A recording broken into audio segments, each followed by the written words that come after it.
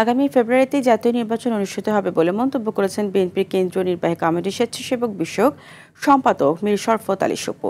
দুপুরে সিরাজদি খানের বালাসুর বাজারে প্রচারণা ও দলের চেয়ারপারসন বেগম খালেদা জিয়ার সুস্থতা কামনায় দোয়া মোনাজাত অনুষ্ঠান শেষে সাংবাদিকদের সঙ্গে তিনি এই কথা বলেন। মীর শরফত আলী সুপু আরও বলেন, বেগম খালেদা জিয়ার শারীরিক অবস্থা আগের চেয়ে অনেকটা উন্নতি হয়েছে। তার দ্রুত সুস্থতার জন্য দেশবাসীর কাছে দোয়া চান মীর শরফত আলী সুপু।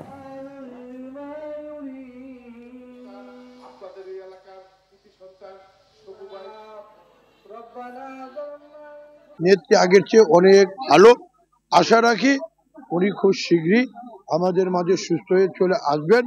আপনারা সবাই দেশবাসীর কাছে খালেদা জিয়ার দোয়া চাচ্ছি, যাতে করে উনি অচিরে সুস্থ হয়ে আমাদের মাঝে আসেন।